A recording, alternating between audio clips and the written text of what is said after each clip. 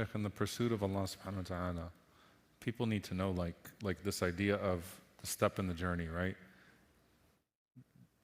When you're deluded or when you're in a state of intoxication with this dunya, maybe you don't feel the pain of being away from Allah subhanahu wa ta'ala. Maybe you're not feeling it, right?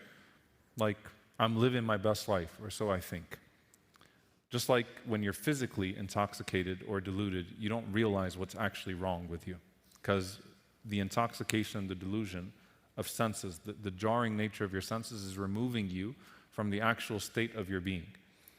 Once you come into knowledge of delusion and intoxication, and like, oh wow, I need to find this, I need to find the truth. There's an agitation in the beginning.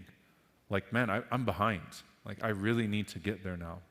That agitation sticks in the very beginning. And so many of the ulama mention that that is the start. The start of the seeking of Allah Azza wa Jal is actually this momentary disturbance. Just like when you come into physical life. It's a moment of disturbance, like you kind of get jarred back into reality. But here's the thing about the truth seeker. Once a person becomes a truth seeker, they will not be satisfied until they find that truth. Once they become a truth seeker. At that point, that's it. There's only one thing alone. I can't go back into delusion at that point. I can't go back into intoxication because I woke up to that reality. I cannot forget why I'm here at this point. And Allah Azza wa Jal will only fill that void with one thing. You know, Shaykh, another example from the Quran. For people who lived in darkness, but the moment they saw light, they could not return back to that darkness again, no matter what the sacrifice was the magicians in the story of Musa alayhi salam. Right before that moment of the challenge between them and Musa alayhi salam, they were begging Fir'aun for reward, for status. He says, what are we getting out of it? He goes, whatever you ask for, just win it. He says, you're going to be muqarrabin. You're going to be my best. You're my entourage. I'm going to make you the closest to me. That's what they were looking for. And they thought that would be something that would bring them actually light, bring them happiness, joy, and so on. So you can imagine right now, they're walking with the Pharaoh. So eventually, yeah, you got everything you want from this dunya. But there was nothing in comparison to the moment of realization, the moment of truth, when they realized the illusion of their life in comparison to the truth that Musa alayhi salam showed them. And that's why the moment they saw the miracles of Musa alayhi salam, which they thought they mastered everything themselves, they prostrated before Allah subhanahu wa ta'ala and they said, they didn't even know how to call him. They said, قَالُوا آمَنَّا بِرَبِّ هَارُونَ وَمُوسَى. We believe in the Lord of Musa and Harun. Whoever he is, we believe in him. They didn't even know his name yet, how to call him. They just believed in him because they saw the light before even they knew who that light was, subhanahu wa ta'ala. And when Fir'aun, he said to them, says, are you serious right now? You're making this show in front of everybody? You know what? I'm going to punish you. You're going to be crucified. You're going to be killed. What did they say? قَالُوا لَا ضَيْرٍ. We don't care. We don't care. We're not going back. We've seen the light.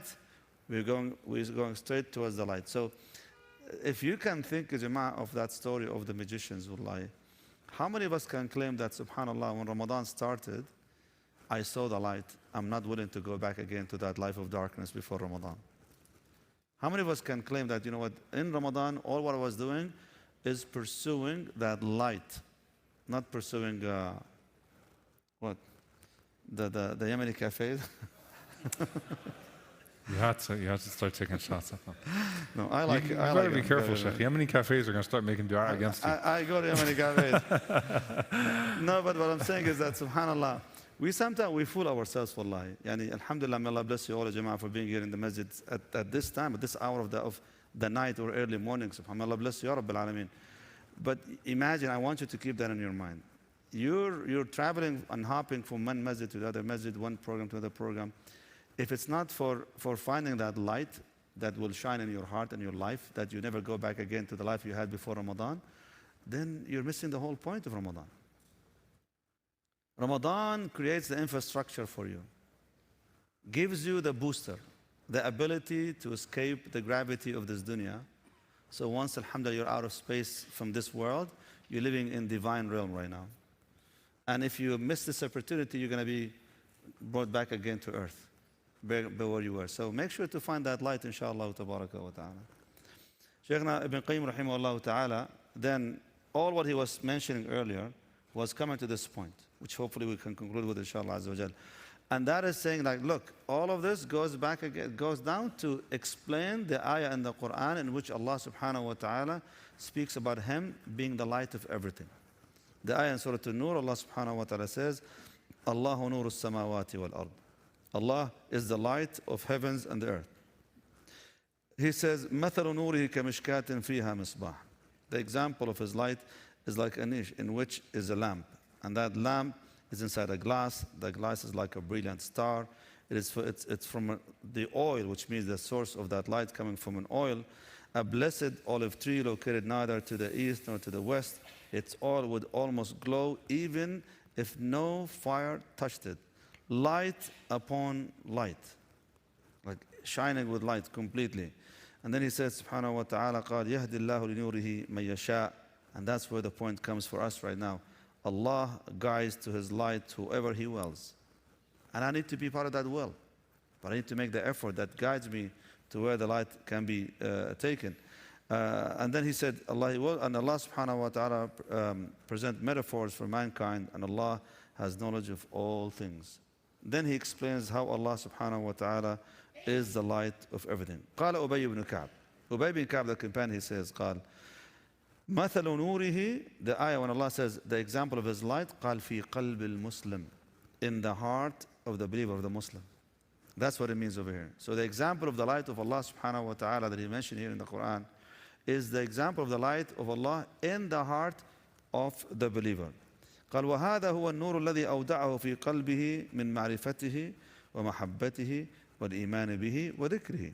This is the light that Allah subhanahu wa ta'ala has placed in the heart of His servants, so they recognize Him, love Him, to have belief in Him, and remember Him.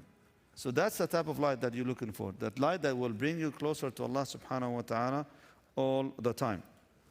قال وهو نوره الذي أنزله إليهم فأحياهم به. It is His light which He sent down to His servant, and by which they walk on earth among the people, meaning they are among the living, just like the ayah that was mentioned earlier.